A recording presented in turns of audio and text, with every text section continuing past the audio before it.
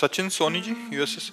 राधे राधे महाराज जी। राधे राधे महाराज जी। महाराज जी, आप कह रहे हैं कि आप और इनकी धर्मपत्नी दोनों अमेरिका में रहते हैं और एक कंपनी चलाते हैं वहाँ। महाराज जी, आज मैं जो भी हूँ वो अपने माता पिता के श्रम और त्याग से हूँ। महाराज जी कह रहे हैं कि आपका एक बेटा है, बट अभी इनको बहुत ज़्यादा घबराहट हो रही है कि माता पिता सास ससुर की सेवा का अवसर जब मिलेगा तो अपने बेटे की पढ़ाई को देखूं या उसके भविष्य को देखूं या माता पिता की सेवा करूं। माता पिता की सेवा को भी देखना है और बेटे के भविष्य को भी देखना है। दोनों बातें अति आवश्यक हैं। अगर बेटे के भविष्य के लिए माता पिता की सेवा छोड़ देते हैं तो आपका भविष्य और आपके बेटे का भविष्य चौपट हो जाएगा।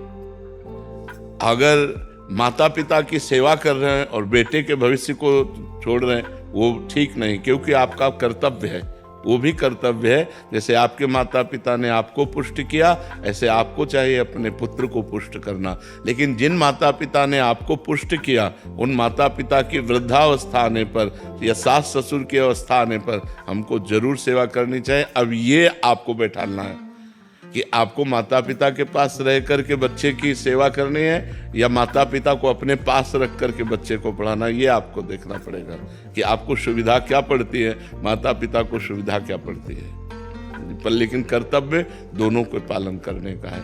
जो अपने माता पिता की सेवा नहीं करते वो आध्यात्मिक और लौकिक उन्नति बिल्कुल नहीं कर सकते। आज कर रहे हैं तो कल नष्ट हो जाएंगे। उन्हीं की कृपा से है। हाँ वही, यही बात नहीं। हम सोचते हैं कि उन दिनों के लिए सोचो जब आप लघुशंका और शौच करने का भी ज्ञान नहीं रखते थे, गोदी में ही शौच कर दिया, गोदी में ही लघुशंका कर दिया। कभी हमारे को माता ने इस बात के लिए पीटा नहीं और दुलार ही किया। आज वो सैया पर अगर शौच कर देते हैं तो हमारा कर्तव्य है हमको वैसे ही दुलार करते हुए उनकी सेवा करनी चाहिए। वो बड़े निकृष्ट हैं, वो बड़े नीच हैं जो जवान होकर अपने वृद्ध माता पिता को पीड़ा पहुंचाते हैं और उनकी सेवा नहीं करते। उनकी बड़ी दुर्गति होगी। इसलिए मातृदेवो भव पितृदेवो भव, ऐसा हमारा वेद कहता है। वो साक्षात भगवान है। ऐसे भाव से आराधना करनी चाहिए। प्रदीप जी, जयपुर से। राधे राधे महाराज जी। महाराज जी, कर्म क्या है? क्या सचमुच किसी व्यक्ति के कर्म का फल भगवान तय करते हैं? जी, कर्म का ही तो फल मिल रहा है जेल में। जेल में कर्मों का ही तो फल है। कुकर्म हो गए तो पूरी जेल भरी हुई है। कर्म वो होता है जो हमारे मन में स्फुरणा होती है, संकल्प बनता है, बुद्धि निश्चय करती है, फिर इंद्रियों से चेष्टाएं होती है, उसे कर्म कहते हैं। कर्म दो प्रकार के होते हैं, एक शुभ कर्म और एक अशुभ कर्म, जिनको कहते हैं पाप कर्म, अशुभ कर्म, और पुण्य कर्म, शुभ कर्म। दोनों का फल अवश्य में वो भोक्तव्यम कृतम कर्म शुभाशुभम, अवश्य भोगना पड़ता है। उनका परिणाम भोगना ही पड़ता है। कोई कितना भी बड़ा ऋषि महर्षि हो, उसको भी भोगना पड़ता है।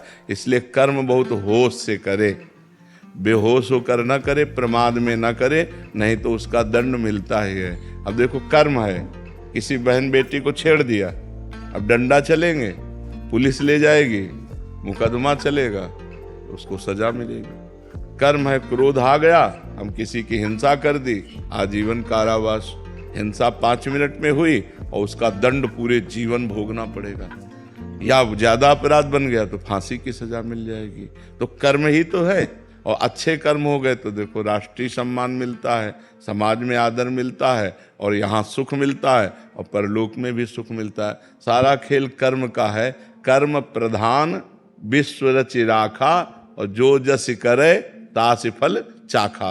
कर्म की प्रधानता से विश्व की रचना हुई है। जो जैसा करता है वैसा फल भोगता है। समझ पा रहे आप? इसलिए बहुत होश से कर्म करे। और होश बनाने के लिए नाम जप है। जब तक नाम जप नहीं तब तक बेहोश ही हो। जानते हो कि ये कर्म नहीं करना चाहिए, फिर भी करोगे। अगर नाम जप है तो तुम्हारे अंदर जलन पैदा हो जाएगी, तुम्हारे अंदर बल आ जाएगा कि नहीं नहीं, हमें पाप कर्म नहीं करना है। सब कोई जानता है पाप कर्म किसे कहते हैं और पुण्य कर्म किसे कहते हैं। भगवान ने इतना ज्ञान सबको दिया है। और जब कोई कर्म करने चलता है तो भगवान अंदर से प्रेरणा करते हैं, ये गलत है, मत करो। लेकिन हम लोग इतने मलिन स्वभाव के हैं कि अंदर की बात को न मानकर और कर्म कर बैठते हैं, और बाद में सोचते हैं कि यार हृदय में तो आया था, पहले अंदर आया था कि यार ना करें, पर यार अब कर दिया। तो फिर अब भोगना पड़ता है। इसलिए कर्म बहुत संभाल करके। वर्तमान में कभी किसी सत्कर्म का विपरीत फल मिले तो इसका क्या अर्थ समझ? नहीं, सत्कर्म का विपरीत फल मिलता ही नहीं है, वो आगे मिलेगा। हाँ, जैसे हमने आज सत्कर्म किया और आज हमको कष्ट मिल रहा है, तो ये हमारे सत्कर्म का नहीं मिल रहा, ये हमारे पूर्व पाप कर्म का मिल रहा है। आज जो सत्कर्म किया है, आगे फसल, आगे हमें ये सुख देगा।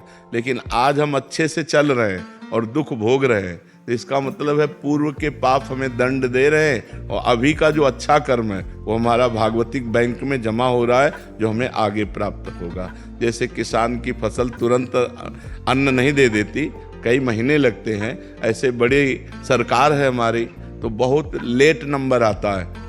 जैसे अभी है तो मुकदमा कई वर्ष नहीं चलता, किसी केस का कहो मुकदमा सालों चलता रहे, कहो 10 साल चलता रहे, कभी कभी तो उतनी जितनी सजा भोगनी होती है उतना तो मुकदमा में वो जेल में बंद रहता है।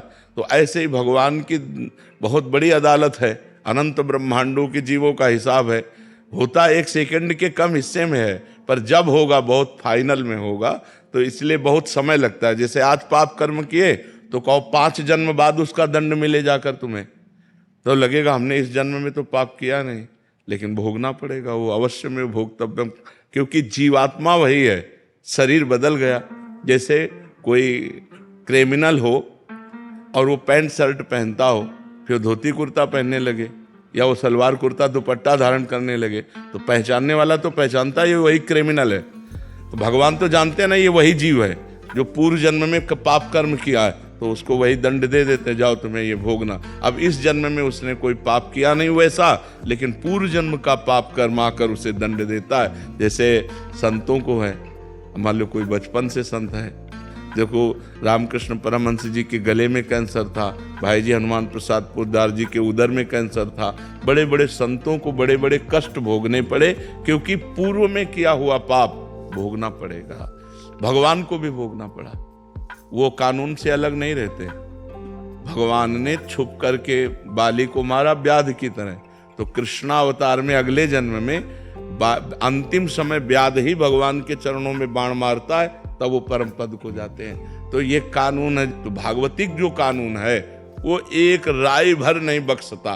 भारतीय कानून में थोड़ा धोखा हो सकता है कि वकील चतुरतावश दूसरा प्रमाण पेश करके और दोषी को बचा दे और निर्दोषी को फंसा दे, लेकिन हमारे भगवान के दरबार में किसी वकालत की जरूरत ही नहीं, किसी गवाही की जरूरत नहीं, 1 सेकंड में उस जीव का हिसाब हुआ फाइनल। अब अगर उस हिसाब को बदलना चाहते हो तो नाम जप करो, दूसरों का उपकार करो, तीर्थों का अवगाहन करो, भगवान की कथा सुनो, जिससे सारे पाप तुम्हारे नष्ट हो जाएं। तो ये जो बल है ये तुम्हें बचा लेगा, नाम बल, भगवान का सेवा बल, परोपकार, ये बचा लेगा। अब दूसरों को दुख देना, पाप कर्म करना, तो फिर नाना प्रकार के नरकों को भोग कर यहाँ भी दुर्गति भोगनी पड़ती है। जैसे आपके पाप कर्म हैं पूर्व के, वो आप बहुत पढ़े लिखे हो, आप लाख उपाय करो आपको नौकरी नहीं मिलेगी, पढ़े लिखे डिग्री लिए घूमते रहो कोई, और कुछ ऐसे हैं कि आपसे ज़्यादा वो मंद बुद्धि के, वो ज़्यादा प्रवीण नहीं है, लेकिन वो निकलते चले जा रहे हैं, क्योंकि उनका पुण्य बल काम कर रहा है। तो यहाँ पुण्य बल, अगर सुख चाहते हो तो पुण्य करो, चाहते सुख हो और करते पाप हो तो पाप का परिणाम दुख मिलता है। शराब पी रहे हैं, गंदी बातें बोल रहे हैं, गंदे आचरण, एक एक चीज का फल है आपका। अगर आप बातें बोल रहे हो तो उसका भी फल है। मनुष्य जीवन कर्मयोग के लिए भेजा गया है। आप 1 मिनट भी फ्री नहीं हैं। आप 1 मिनट में जो करेंगे, आपके अंदर ही मन में बैठे हुए चित्रगुप्त तुरंत लिख रहे हैं। आपकी मन रूपी चिप में वो बिल्कुल सीन सहित जैसे चिप लगा दो ना तो पूरा टेलीविजन उसमें टीवी में आने लगता है, सब ऐसे सीन सहित चित्रगुप्त लिखते हैं। तो भगवान के सामने 1 सेकंड में पूरा वो चिप दिख जाती है, इसने क्या क्या किया जीव ने, बस उसको दंड मिलता है। इसलिए हर समय नाम जप करो, अच्छे आचरण करो, अच्छा भोजन पाओ, दूसरों का उपकार करो, यही मनुष्य जीवन है, यही देवत्व है। नहीं तो राक्षसी भाव में लोग विचर रहे हैं, अपने को धनी मानते हैं, व्यभिचार करते हैं, शराब पीते हैं, मांस खाते हैं, दुर्गति को प्राप्त होते हैं। पूर्व जन्म के पुण्य से आज धन है, लेकिन ये बना थोड़ी रहेगा, ये नहीं बना रहे। जहाँ पुण्य खत्म हुआ था सब नष्ट हो जाता है। सब नष्ट हो जाता है। तो ये है, हमारे कर्मों का फल हमको भोगना पड़ेगा, तो इसलिए हम भगवान का नाम जप करें, परोपकार करें, जिससे हमारा मंगल हो जाए। परीक्षित जी, श्री हरिवंश महाराज जी। महाराज जी, आप जब भी कोई मुसीबत आती है, डर लगता है, तो आपका ख्याल आता है, उससे लगता है कि उस डर को मैं भगा दूंगा, और भाग भी जाता है। आपके समक्ष आकर पुनः आपको देखकर खुद को ताकतवर बना लेता हूँ महाराज जी, सभी डरों को पराजित कर लेता हूँ। लेकिन ये डर लगता है कि यदि कल आप नहीं रहे, किसी से शक्ति लूंगा मैं, कौन मुझे संभालेगा। अब ये समस्या तो बड़ी भारी है ही क्या, ये समस्या तो बड़ी भारी है ही, क्योंकि ये मृत मरण धर्मा शरीर है और रोग ग्रसित है। तो अब इतने भारी रोग से ग्रसित है ना कि इसको कहा नहीं जा सकता कि ये कल चलेगा। हो सकता है 10-20 साल चल जाए, हो सकता है 10 मिनट न चले, ऐसी बिगड़ी गाड़ी है, दोनों किडनी फेल हैं, डायलिसिस हो रहा है। तो अब ये तो है ही है कि जब तक सानिध्य है तब तक। अब वैसे भी देखो, मोबाइल से देखना और फेस टू फेस देखना अंतर पड़ता है नहीं। तो अब प्रगट में जब हम किसी संत के सामने होते हैं तो हमको परमाणु भी मिलते हैं। मोबाइल से हम उपदेश ग्रहण कर सकते हैं, हमारा कल्याण का मार्ग प्रशस्त हो सकता है, लेकिन हमें परमाणु नहीं मिल सकते। परमाणु तो फेस टू फेस ही मिलते हैं। अब जैसे आप देख रहे हो, आप बैठे इस वातावरण में, तो जो भजन के परमाणु हैं, जो भागवतिक परमाणु हैं, जो धाम के परमाणु हैं, वो आपके अमंगल का नाश कर रहे हैं और आपके दिमाग में बैठकर पवित्रता का विस्तार कर रहे हैं। ये मोबाइल से तो नहीं होगा ना। वो तो प्रगट में तो अब कितने दिन भगवान को रखना है ये हमको भी नहीं पता है। हाँ, आपको ही नहीं, लाखों लोगों का ऐसा प्रश्न है, लाखों। कई लोग तो रो के बोले ऐसा, और आपका जैसा प्रश्न है ऐसा हमारा भी प्रश्न है कि हम अपने गुरुदेव से संचलित हैं। अगर कल मुझे पता चले कि मेरे गुरुदेव अंतर्ध्यान हो गए, तो जैसे प्राण निकल गए ऐसा शरीर रह जाए, फिर क्या रह जाए। गुरुदेव बैठे हैं तो इतना साहस है कि हमारे गुरुदेव है ना। तो गुरुदेव एक बल है, गुरु एक तपस्या भजन उसका बल है। अगर वो मान लो ये तो आपकी श्रद्धा से हो रहा है, और अगर संकल्प कर ले, मान लो आप श्रद्धावान हो रहे तो आपकी बैटरी चार्ज हो रही, और अगर वो अपनी तरफ से संकल्प करके आपको दे दें तो आप तो महाबलशाली हो जाएंगे। तो ये बात होती है कि प्रगट तभी तो होता है कि सौभाग्य है कि प्रगट में संतों का संग मिले। नहीं तो जब संत चले गए तो फिर उतना बात का प्रभाव भी नहीं रहता। जैसे हम हैं तो मोबाइल में उतना प्रभाव भी पड़ रहा है, और जैसे हमारा शरीर न रहे तो अभी वो सब ऐसे हो जाएगा, फिर उसका वो प्रभाव नहीं पड़ेगा, उतना प्रभाव नहीं पड़ेगा, वो धीरे धीरे धीरे धीरे सब शांत हो जाएगा। तो प्रगट में जब तक संत रहते हैं तब तक धूम मची रहती है। जहाँ वो अंतर्ध्यान हुए तो धीरे धीरे माया धूल डाल देती है उनके प्रभाव में, उनकी वाणी में, उनके। तो जब तक महापुरुष प्रगट में रहते हैं तब तक विशेष प्रभाव रहता है, और जब अंतर्ध्यान हो जाते तो धीरे धीरे माया फिर धूल डाल देती है अपनी, और उनका प्रभाव अंतर्ध्यान हो जाता है। पर जो श्रद्धालु हैं, श्रद्धापूर्वक उनकी बात को मानते हैं, वो आजीवन उनकी बात पर मानकर उनका प्रगट अनुभव करते हैं। प्रगट अनुभव, जैसे नारद जी हैं, तो हैं सृष्टि में तो हैं पर हमारे सामने नहीं। अब हम अगर नारद जी की बात मानते हैं और नारद जी की भक्ति करते हैं तो हमारे सामने भावना में आने लगते हैं कि बीणा लिए नारद जी ऐसे हैं, भावना में आने लगते हैं। मतलब भावना में वो आए, वो केवल कल्पना नहीं है, वो हमारी भावना में आए। तो जैसे प्रेमानंद, अब आप बात प्रेमानंद की मान रहे हैं तो आपकी भावना में प्रेमानंद आएंगे, वो झांकी आएगी, क्योंकि भगवान ही प्रेमानंद है। ये शरीर प्रेमानंद थोड़ी है, प्रेम और आनंद तो भगवान ही है ना। तो वही आएंगे, वही तुम्हारी रक्षा करेंगे और वही आपको सपोर्ट करते रहेंगे। ये शरीर तो लिमिट समय का, कितना समय ये हमको भी नहीं पता है। अब कितने मिनट का है, कितने घंटे का, या कितने वर्ष का, इसका कुछ पता नहीं, आपका भी नहीं पता है। नहीं, इसका बड़ा विचित्र खेल है। बीमार बैठे रहते, स्वस्थ चले जाते हैं। ये भगवान की बड़ी विचित्र लीला है। तो आप चिंता न करो, हम तुम्हारे साथ हैं, चाहे ऐसे चाहे वैसे, ठीक है। दिनेश खारी जी, राजकुमार जी, दोनों का महाराज जी एक जैसा प्रश्न है। महाराज जी, आप कह रहे हैं कि कभी कभी मेरा मन नाम जप करते समय इधर उधर भटकता है, और कभी कभी मुझे नाम जप करते हुए नींद आने लगती है। तो महाराज जी, ऐसे में क्या करूं? दोनों बातों में सावधानी रखनी है। जब हमारा मन नाम को छोड़ करके जहाँ जाए वहाँ से हटाकर नाम में लगाना है। ये सबका प्रश्न है लगभग, ये सबका प्रश्न है कि मेरा मन जब भजन में हम बैठते हैं तो भागता है। ये अर्जुन जी से लेकर बड़े बड़े साधकों का प्रश्न है। तो जहाँ जहाँ मन संसार में जाए वहाँ वहाँ से हटा करके हम नाम में लगाएं, या जहाँ जहाँ संसार में जाए वहाँ वहाँ हम भगवान को देखने की चेष्टा करें। इस वस्तु के रूप में भगवान, इस व्यक्ति के रूप में भगवान, इस स्थान के रूप में भगवान, क्योंकि भगवान के सिवा कोई नहीं है। इससे हमारा मन शांत होने लगेगा। जहाँ जहाँ जाए वहाँ से हटा के नाम में लगाना, या जहाँ जहाँ जाए वहाँ भगवान को देखना। और तीसरी बात, अगर हम कुछ नहीं कर पा रहे हैं तो नाम पर ध्यान दें।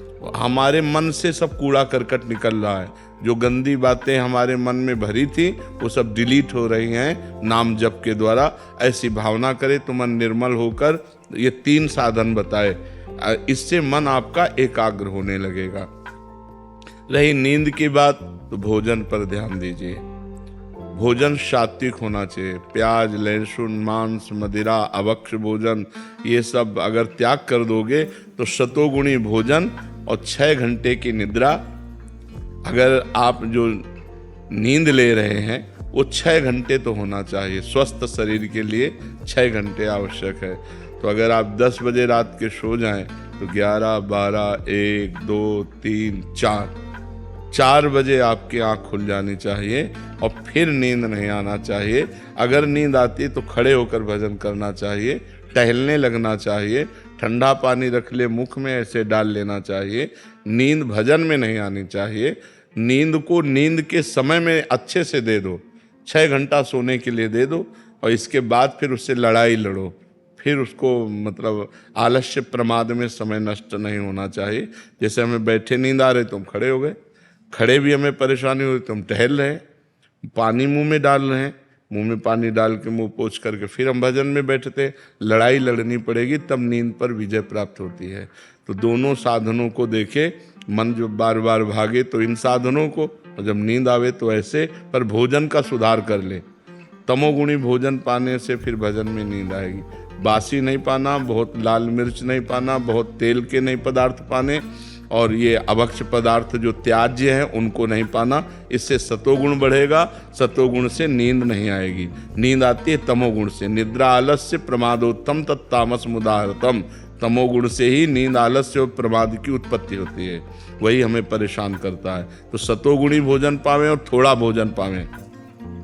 अब दबा के यहाँ तक भोजन पाया तो फिर तमोगुण तो हो ही जाएगा। अगर हमारा 8 रोटी से काम चलता है तो हम 5 रोटी में लावें धीरे धीरे। वैसे 24 घंटे में शोध किया गया तो 400 ग्राम अन्न से भरपूर स्वस्थ जीवन चल सकता है।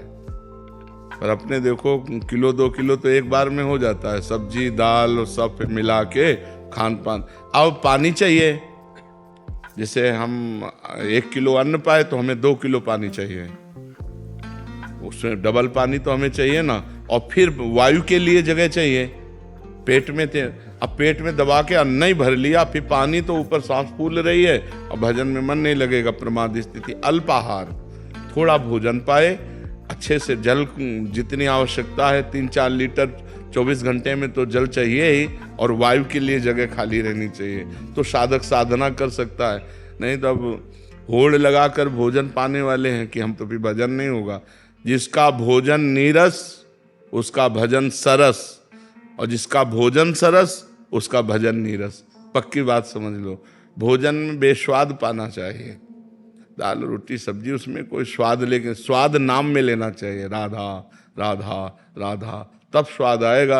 अब अभी तो भोजन और भोग यही 2 पिंड नहीं छोड़ रहे। रसेंद्री और जनेंद्री के भोग यही पिंड नहीं छोड़ रहे। तो खूब नाम बढ़ाओ आगे, धीरे धीरे ठीक हो जाएगा। श्री हरिवंश महाराज जी, आपके चरणों में कोटि कोटि प्रणाम।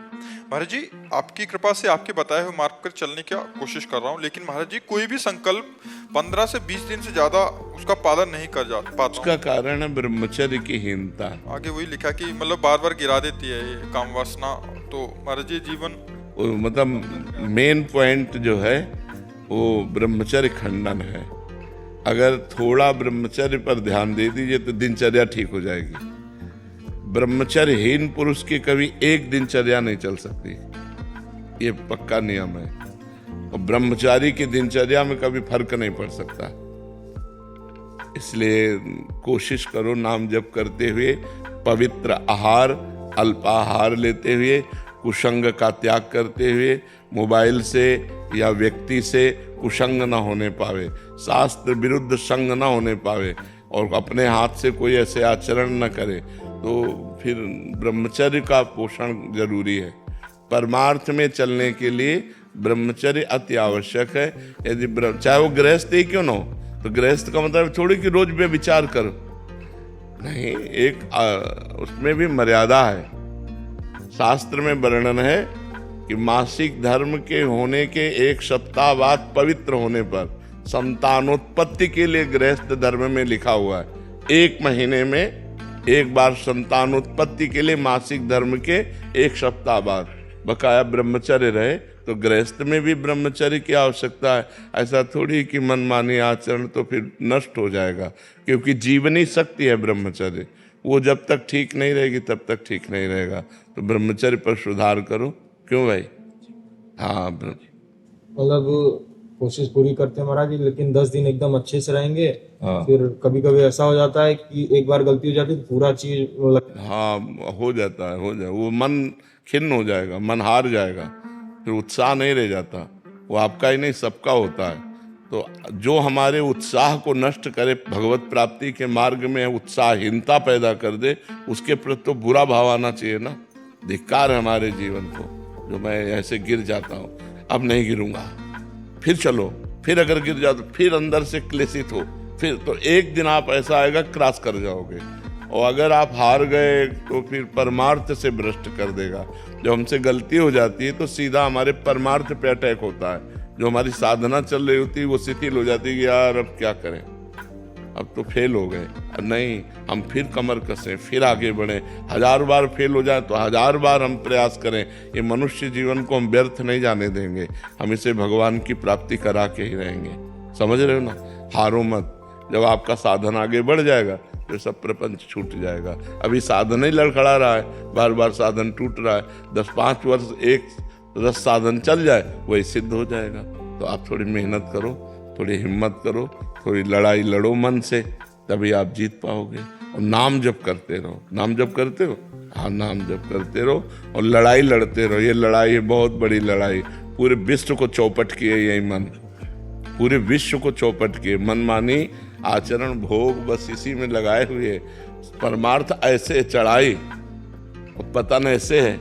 तो चाहे जैसे जल को छोड़ो तो नीचे की तरफ सद से चला जाएगा, लेकिन ऊपर की तरफ चढ़ाना है तो यंत्र की जरूरत पड़ेगी। ऐसे ही मन को छोड़ो, भोगों में चला जाएगा, लेकिन ऊपर चढ़ाना है तो नाम और मंत्र की जरूरत पड़ेगी। जितना नाम और मंत्र जप करोगे उतना ही मन ऊर्ध्वगामी होगा, और जितना आप छोड़ दोगे उतना ही अधोगामी हो जाएगा। इसलिए खूब नाम मंत्र जप करो, और शास्त्र के अनुसार जो निषेध है उसका संग मत करो। पराई बहन बेटी का संग मत करो, मोबाइल से गंदी बातें मत देखो, गंदे लोगों का संग मत करो, गंदे विचारों को अंदर जब आए तो उनको काटो नाम जप के द्वारा, कोई गंदी क्रिया ना होने पावे, तब जाकर हम आगे परमार्थ में बढ़ते हैं। महाराज जी, नाम जप करते करते कब नाम छूट जाता है और कब गलत चीज में लग जाते हैं महाराज जी, इसका पता है? हाँ, एकाग्रता भी समझ नहीं पाई ना, नहीं तो 1 सेकेंड की भी हरकत को पता चल जाता है मन की। जब आप एकाग्र होंगे ना, अंतर्मुख होंगे, तो 1 सेकेंड के हरकत मन गया। अभी प्रमाद स्थिति है, इसलिए अभी मलिनता है, इसलिए पकड़ नहीं पाते हो, और नाम बढ़ाओ। फिर भी अपने को सौभाग्यशाली मानते हैं कि आपका सानिध्य प्राप्त हुआ, नहीं तो पूर्व कर्म तो बिल्कुल मतलब के खत्म हो चुके थे महाराज। हाँ बिल्कुल नहीं, आप हिम्मत करके चलो, जीतना है, हारना नहीं। ठीक है, आप हिम्मत करो। श्री हरिवंश महाराज जी, महाराज जी आपके चरणों में कोटि कोटि प्रणाम। महाराज जी, आपकी सत्संग और भगवत कृपा से हम सच्चे मन से आध्यात्मिक मार्ग में अग्रसर होना चाहते हैं, परंतु जितने आगे बढ़ना चाहते हैं उतना ही आध्यात्मिक प्रतिकूलता, भ्रांति, द्वंद आदि बाधाओं से परास्त होकर आगे नहीं बढ़ पा रहे। ना ही जहां हैं वहां रह सकते हैं, ना ही मार्ग से पीछे हटना चाहते हैं। आपके श्रीमुख से सुना है कि देखो, सबसे खास बात समझ लो, चाहे जिस मार्ग का पथिक हो, चाहे ज्ञान मार्ग का, चाहे योग मार्ग का, चाहे भक्ति मार्ग का, तेषाम शतत युक्तानाम भजताम प्रीति पूर्वकम ददामि बुद्धि योगम तम येन माम पयांति ते। प्रेम पूर्वक जब तक भजन नहीं करोगे तब तक बुद्धि का परमात्मा से योग नहीं होगा। जब तक बुद्धि का परमात्मा से योग नहीं होता, प्रकृति से योग होता है, तो प्रकृति विषम है। सुख दुख, मान अपमान, हर्ष शोक, लाभ हानि, ये द्वंद्व व्यापते रहेंगे। इसलिए डट के भजन करो, सब खत्म हो जाएगा। जो गुरुजी ने नाम दिया है या जो नाम प्रिय, डट के भजन करो। बारी मथे घृत होए बरु, सिकता ते बरु तेल, बिनु हरि भजन न भवतरी, या सिद्धांत पेल। राधा राधा राम राम राम राम हर समय जपो, देखो कितना विशुद्ध ज्ञान आ जाएगा, देखो कितना आनंद आने लगेगा, हर द्वंद्वों पर विजय प्राप्त कर लोगे। भजन नहीं करोगे तो फिर कोई साधन नहीं, सब साधन शून्य है, भजन अंक है। अंक लगे पर हर साधन 10 गुना लाभ देगा। अगर भजन नहीं हो रहा तो फिर कोई नहीं। भजन बहुत कठिन चीज है, हर समय भगवान का चिंतन करना ये बहुत कठिन चीज है। अगर ये कर ले गए तो इस दुरंत माया से पार हो जाओगे। दैवी हेषा गुणमयी मम माया दुरत्या, ये जो भगवान की दुरत्य माया है, इससे पार वही हो सकता है जो भजन करता है, डट के भजन करता है, हट के भजन करता है। जो माया से, प्रपंच से हट के रात दिन भजन करता है, वो सब द्वंद्वों पर विजय प्राप्त कर लेता है। भजन के बिना सब अधूरी बात है। खूब भजन करो, किसका प्रश्न है? हाँ, भजन करो, सब ठीक हो जाएगा, सब ठीक हो जाएगा। और कुसंग ना होने पावे। अगर भजन हो रहा है और साथ में कुसंग हो रहा है तो ऐसा समझ लो कि गाय दूध देने वाली बढ़िया ले हम दूर रहे चलनी में। चलनी समझते ना, जिससे हम आटा छालते हैं, उसमें गाय दूर हैं। एक बूंद पीने को मिलेगा? नहीं मिलेगा, सब निकल जाएगा। तो आप नाम जप कर रहे हो, भक्ति कर रहे हो और व्यभिचार कर रहे हो, गंदे लोगों का संग कर रहे हो, गंदे दृश्य देख रहे हो, गंदी बातें कर रहे हो, तो चलनी में गैया दुहे और दोष दैव को दे, हरि गुरु कहो न मानई अपनो ही फल ले। वो मानो गाय को चलनी में दूरा कह रहा हमारे भाग्य में दूध नहीं लिखा है, कि पात्र बदल दे, पात्र सही पात्र में दूध तो तुम्हारा भाग्य भी हो जाए। भाग्य से भजन नहीं होता, भजन करने से भजन होता है। भाग्य में भजन नहीं लिखा, भाग्य में 2 ही बातें लिखी, शुभ और अशुभ कर्म, पाप और पुण्य, उसका फल सुख और दुख, बस इतना ही लिखा है। जो नवीन कर्म करने के लिए हमें मानव देह मिला है, इसमें हम भाग्य को नहीं कोसते, इसमें हम इतने प्रवीण बनते हैं, इतने बलवान बनते हैं, रौंद दो भाग्य को और नए भाग्य की रचना करो। मनुष्य शरीर नए भाग्य की रचना के लिए मिला है, पुराने भाग्य से बर्बाद होने के लिए नहीं मिला। अब भजन नहीं हो, लोग कहते हैं जवानी में भजन करने के, जवानी कोई भजन करने की है क्या? जवानी ही भजन करने की है। अच्छा, बुढ़ापे में सोच भी लोगे तो क्या कर पाओगे? जवानी में सोचा और क्रिया में उतर गए। तो अगर नाम जब चलता होता, यार नहीं, दूसरों को बचाओ और खुद बचो। और अगर अपनी बुद्धि ठीक नहीं है, भजन परायण नहीं है, तो दूसरों को भी कष्ट देगी और खुद नरक भोगेगी, कष्ट भोगेगी। इसीलिए हम कहते हैं अध्यात्म के बिना मनुष्य राक्षस है। राक्षस रूप नहीं है, चिंतन राक्षसी हो जाता। तो बहुत होश में, और ये होश बिना भजन के नहीं। अगर भजन करोगे तो होश में रहो, डर लगेगा, आपका चेहरा आ जाता है महाराज जी की महाराज जी ने ये कहा है, हाँ, ये नहीं कहा। हाँ, कल हमसे एक प्रश्न कर रहे थे कि जवानी में भजन करने की क्या आवश्यकता है? जवानी में ही है, क्योंकि इस समय उद्दंडता, बल, इंद्रियों में सब कुछ रहता है, हम कंट्रोल कर सकें अपने को। अब हमारी बुद्धि ड्राइवर है हमारे जीवन की। अगर बुद्धि शुद्ध है तो सही मार्ग पे चलेगी, और बुद्धि अशुद्ध है तो एक्सीडेंट करवा देगी, कहीं ना कहीं कोई न कोई घटना करवा देगी, पूरा जीवन बर्बाद हो जाएगा। इसलिए नाम जप करो।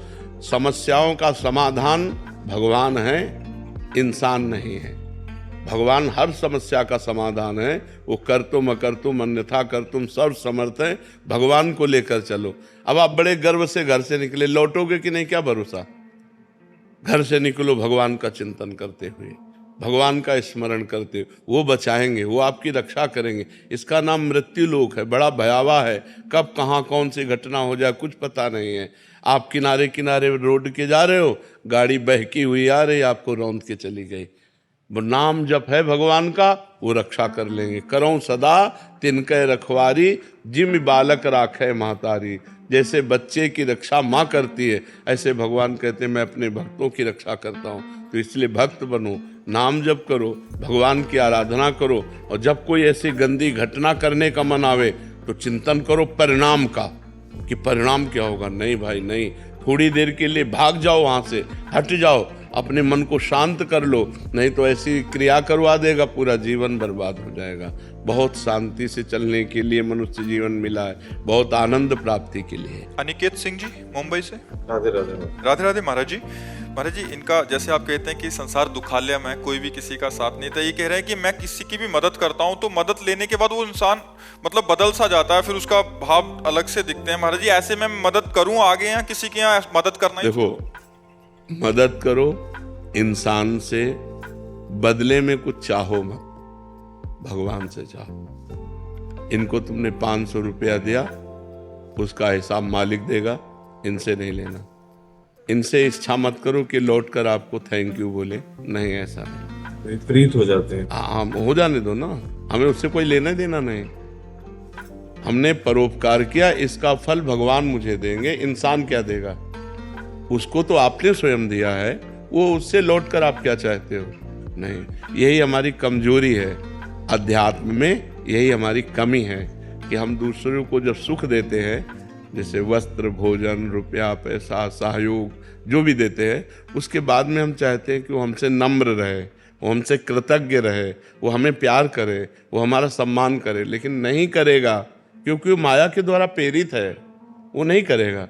ज़्यादा आप उपकार करोगे तो आपको बुद्धिहीन समझेगा, लेकिन आपको अपनी स्थिति में रहना है कि इस व्यक्ति के आचरण से या इस व्यक्ति के व्यवहार से मुझे दुखी नहीं होना, क्योंकि मैंने जो उपकार किया परमात्मा उसका मुझे हिसाब देगा। मुझे ये क्या देगा हिसाब? तो परोपकार का हिसाब परमात्मा देता है, तो हमें परमात्मा से लेना है या व्यक्ति से लेना है? अगर व्यक्ति को आपने पानी पिलाया और हाथ जोड़कर बोल दिया धन्यवाद आपने पानी पिलाया, तो हो गया आपका पानी पिलाने का हिसाब। और अगर वो चला गया तो पानी पिलाने का हिसाब ठाकुर जी देंगे, जब भगवान देंगे तो बहुत ज़्यादा देंगे। तो हमको व्यक्ति से धन्यवाद लेने से क्या मतलब है? हम तो मनाएंगे कि वो हमें धन्यवाद न दे, वो चुपचाप चला जाए, हम प्रभु से लेंगे। तो आपको प्रसन्नता रहेगी जब आप किसी का परोपकार करें और वो आपको प्रतिकूलता दे, आपका अपमान करे, तो आपका परोपकार सरकारी बैंक में जमा हो गया। अब उससे जो लाभ मिलेगा वो बेचारा व्यक्ति क्या दे सकता था आपको, समझ रहे ना?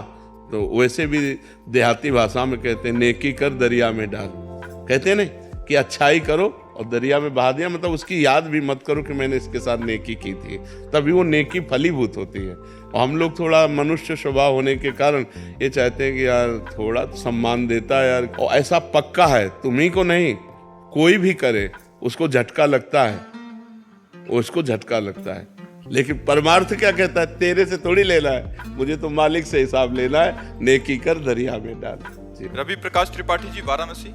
सतगुरुदेव भगवान की जय। श्री हरिवंश महाराज जी। महाराज जी, मनुष्य जीवन के आत्म कल्याण का सबसे सरल साधन क्या है? इंद्रिय और मन को, जो प्रमथन स्वभाव वाली इंद्रियां हैं, प्रमथन स्वभाव वाला मन है, मथित करके विषयों में लगा देता है। इसको निर्विषय करके परमात्मा स्वरूप में स्थित हो जाना। परमात्मा स्वरूप कोई और नहीं है, आप ही हैं।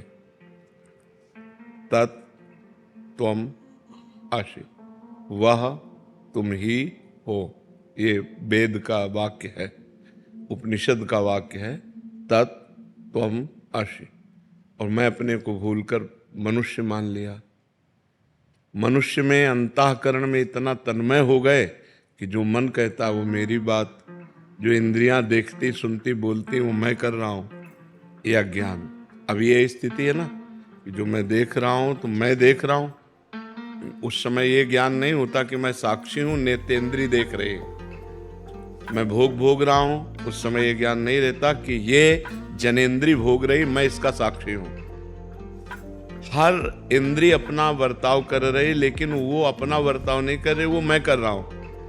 बहुत सूक्ष्मता का ये विषय अगर समझ पाओ तो इंद्रिय बर्ताव कर रही है विषय में, और हम उसे स्वयं मान रहे हैं। मैं भोग रहा हूँ, मैं देख रहा हूँ, मैं सुन रहा हूं, मैं बोल रहा हूं, मैं कर रहा हूं। आप नहीं कर रहे हैं, आप अकर्ता पुरुष हैं, आप परमात्मा स्वरूप हैं।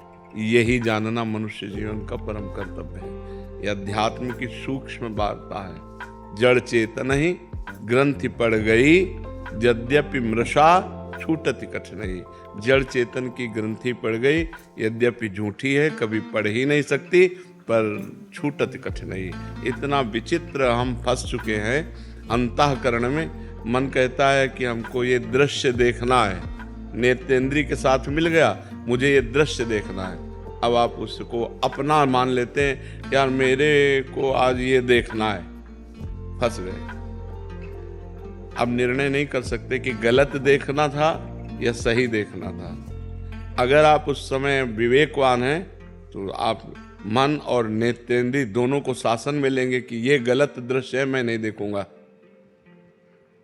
ये साधक की बात है। सिद्ध पुरुष तो गलत सही दोनों से ऊपर उठ जाता है। उसके लिए न कुछ गलत है न कुछ सही है। वो न देखता है, न सुनता है, न बोलता है, और देखता सुनता बोलता हुआ भी वो कुछ नहीं करता है। बड़ी दिव्य स्थिति होती है अध्यात्म की। तो मनुष्य जीवन का परम कर्तव्य है भगवत प्राप्ति। हम भजन के बल से अपने अंदर छुपे हुए अज्ञान का नाश करके समस्त इंद्रिय और मन के विजेता बन के भगवान को प्राप्त करें। यही मनुष्य जीवन का लाभ है। देखो, लाभ कहते हैं परिणाम को। परिणाम यदि लाभ तो लाभ, और परिणाम यदि हानि तो वर्तमान के लाभ को लाभ नहीं कहते। परिणाम में आइए, जब आपका शरीर छूटेगा तब 5 पैसा नहीं जाएगा आपके साथ, तो परिणाम में तो घाटे में हो गए। परिणाम हमें देखना। विवेक क्या करता है? परिणाम देखता है। और अविवेक माने अज्ञान क्या करता है? वर्तमान देखता है कि यार अभी भोगो।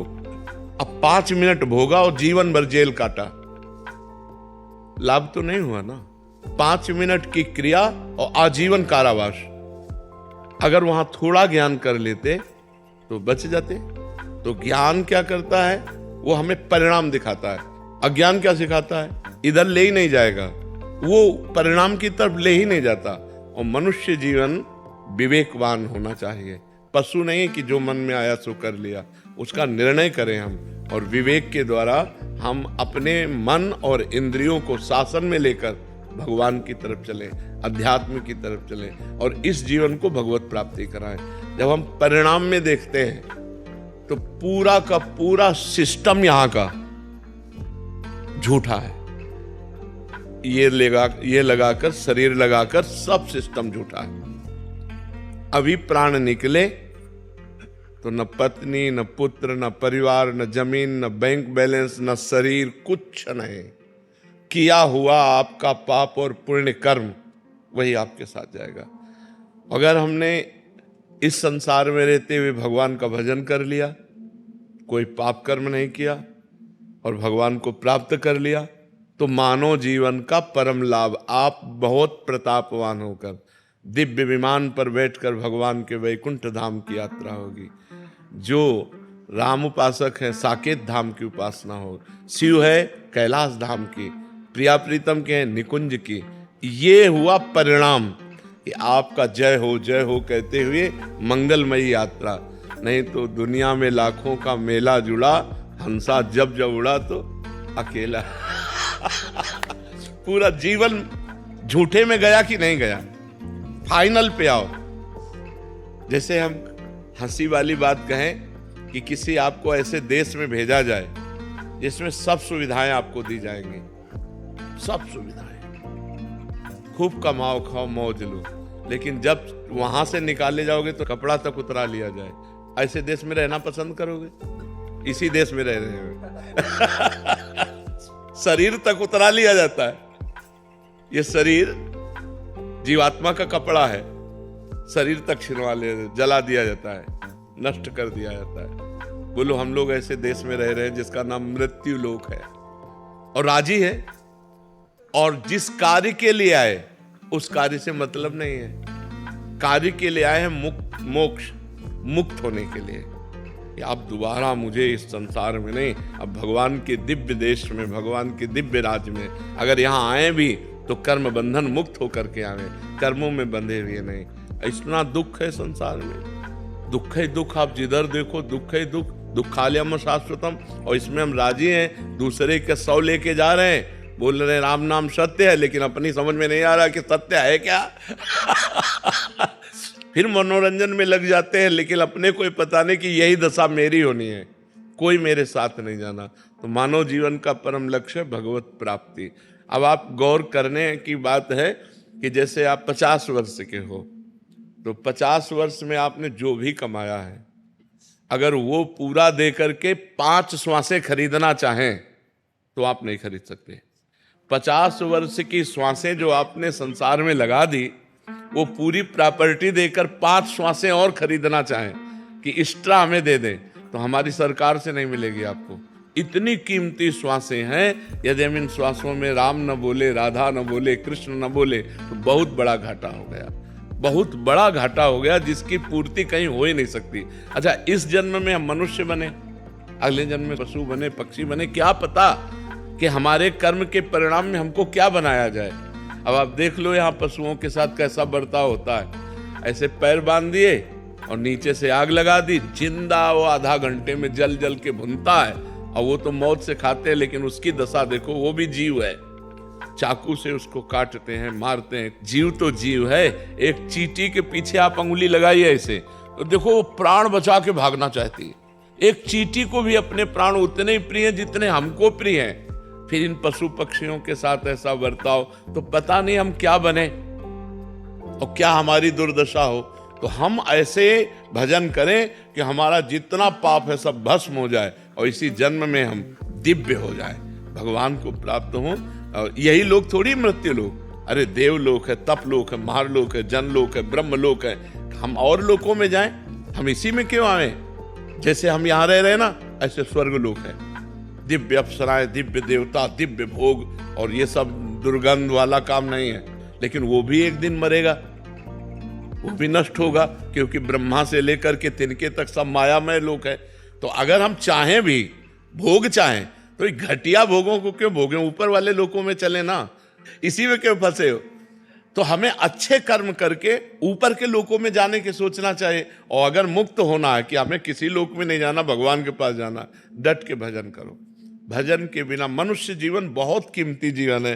देखो लिखा है, बड़े भाग मानुष तन पावा और सुर दुर्लभ सदग्रंथन गावा। सदग्रंथों ने गाया कि देवताओं को दुर्लभ है। अब बताओ देवताओं को क्या दुर्लभ है यार? और लिखा है, देव दुर्लभ देह, दुर्लभो मानुषो देहो। देव दुर्लभ क्यों कहा गया? क्योंकि देवता भजन करके भगवान को नहीं प्राप्त कर सकते, आप भजन करके भगवान को प्राप्त कर सकते हो। पर इतनी बात की दुर्लभता है। अगर ये दुर्लभता नहीं प्राप्त की तो तिनते खरसूकर स्वान भले। क्यों? क्योंकि वो अपने कर्मों को भोग कर ऊपर उठ रहे हैं और हम ऊपर से अब नीचे गिर रहे हैं। मनुष्य शरीर सबसे ऊपर है, 83,99,999 योनियों के बाद ये मनुष्य शरीर है। अगर अब हम चूके तो हम नीचे ही गिरेंगे, ऊपर तो है नहीं। तो हम चूके ना, हम ऊपर की तरफ इससे बढ़े। अगर हमारा मोक्ष ना हो तो जैसे गीता जी में लिखा हुआ है कि जो मेरा भजन करने वाले हैं वो नष्ट नहीं होते। अगर आप किसी विषय के प्रेम में भगवान की प्राप्ति नहीं कर पाए, भजन कर रहे हैं, मान लो आप विषयी पुरुष हो और भजन कर रहे हो, तो आपको स्वर्ग ले जाया जाएगा, वहां के दिव्य भोग भुगाए जाएंगे और फिर मृत्युलोक में श्रीवान कुलवान धनवान के यहाँ जन्म होगा और फिर भजन का योग मिलेगा। और फिर आप मतलब आपका अमंगल हो ही नहीं सकता। भाव कुभाव अनख आलसहु, नाम जपत मंगल दिस दसहु। 10 दिशाओं में आपका मंगल होगा। इसलिए भगवान की प्राप्ति करना मनुष्य जीवन का परम लक्ष्य है। अम्बाला में टीचर्स हैं सारे। अच्छा, एक शिक्षक समाज के लिए कोई गुरुजी मैसेज? अब इस समय हम सबसे ज्यादा बैठ जाए एक बात, इस बात में परेशान है कि हमारे जो बच्चे हैं वो गंदी आदतों और व्यसनों के शिकार होते चले जा रहे हैं। चाहे बच्चा हो या बच्ची हो, ये जो गर्लफ्रेंड बॉयफ्रेंड चला है और जो व्यसन चला है, उनसे हिंसक प्रवृत्तियां बच्चों में बढ़ रहे हैं। तो हमें लगता है आधुनिक शिक्षा बुद्धि को भ्रष्ट कर रही है या बुद्धि को पवित्र कर रही है। विद्या विनयम ददाति। जब विद्या बढ़ती है तो विनय, सौम्यता, शालीनता, गंभीरता, जितेंद्रियता, ये आचरण पवित्र होते हैं। आज हमारे विद्यालय में आचरणहीनता फैल रही है। अब आप इस विषय को समझ रहे हैं ना। अगर ये आचरणहीनता संभाली जा सके तो हमारी नई पीढ़ी, जो हमारे भारत का भविष्य है, इसे संभाला जा सकता है। अगर ये व्यभिचार प्रवृत्ति और व्यसन प्रवृत्ति बढ़ती गई, अब बच्चे अपने माँ बाप को जवाब दे रही है, बच्चे अपने माँ बाप की हत्या कर रहे हैं, पीट रहे हैं, मार रहे हैं, निकाल रहे हैं। ये क्या विद्या है? आप विचार करो, ये क्या विद्या है? विद्या का मतलब होता है ज्ञान। ज्ञान का मतलब होता है सौम्य, सदाचार, पवित्रता व्यवहार में आ जाए कि भाई ये देखो पढ़ा लिखा आदमी और एक गंवार आदमी। गंवार आदमी असभ्य बर्ताव करता है, पढ़ा लिखा आदमी सभ्य बर्ताव कर। तो आधुनिक पढ़ाई के साथ यदि आध्यात्मिक पढ़ाई नहीं होगी तो हमें लगता है आधुनिक पढ़ाई से कंट्रोल नहीं हो सकता। इंद्रियों का जो कंट्रोल है, माइंड का जो कंट्रोल है, जो ओवर थिंकिंग है, जो डिप्रेशन की तरफ ले जाने वाले आचरण है, जैसे व्यभिचार, व्यसन आदि, ये जब बढ़ेंगे तो हिंसा प्रवृत्ति बढ़ेगी और माइंड जो है वो हमारा निगेटिव फेंकेगा। जब निगेटिव फेंकेगा तो हम चिंतित हो जाएंगे, परेशान। हमारा दिमाग यदि पॉजिटिव है तो हम बड़ी से बड़ी विपत्तियों को भी क्रॉस कर सकते हैं। अगर हमारा दिमाग निगेटिव है तो हर सुख सुविधा में भी हम जलेंगे, बैठे जलेंगे। तो हमें लगता है पॉजिटिव दिमाग होने के लिए सबको, जैसे गीता जी है, भागवत जी है, नाम जप है, ब्रह्मचर्य है, इन पर प्रकाश थोड़ा, अगर आध्यात्मिक प्रकाश नहीं पड़ा तो ये बच्चे हमारे बिगड़ते चले जा रहे हैं। आप देख रहे हैं ना कहाँ जा रही है अगली वाली जनरेशन? हाँ, क्या करेंगे ये बच्चे? यही हमको भी चिंता हो रही है। जब हम यहाँ बैठ करके जब प्रश्न करते हैं ना बच्चे, और जब उनकी हालत देखते हैं तो हमें चिंता हो, क्योंकि हम तो संसार में जाते नहीं, लेकिन संसार अपने पास आता है। तो उसकी जब भावनाएं देखते तब लगता है कि अब जो पीढ़ी आ रही है, ये आखिरकार पढ़ लिख कर गृहस्थ बनोगे तो ये क्या पढ़ाई लिखाई है? ये क्या पढ़ाई लिखाई? तुम्हें कम से कम अपने जीवन के परिणाम को तो देख सको कि हमारा जीवन किस दिशा में जा रहा है, हमारा परिणाम क्या होगा। लेकिन ये विद्या काम नहीं कर रही। तो हमें लगता है आध्यात्मिक विद्या जरूरी है। माता पिता के चरण छूना, भगवान का नाम जप करना, पवित्र आचरण करना, ब्रह्मचर्य से रहना। जब तक ब्याह न हो जाए तब तक ब्रह्मचर्य से रहना, तभी वो आदर करेंगे आपका। अगर नहीं तो आज के बच्चे टीचर का आदर कहाँ करते हैं? कहाँ आदर करते हैं? जो गुरु के पद पर टीचर विराजमान है, बिना अनुशासन के पढ़ाई पूर्ण कैसे हो सकती है? अनुशासन चाहिए, लेकिन ऐसा अधिकार भी छिनता जा रहा है। इसीलिए उद्दंडता बच्चों में बढ़ती चली जा रही। तो हमारी प्रार्थना जहां तक हो सके, आपकी जहां तक पहुंच है, आप बच्चों को चरित्र पवित्रता पर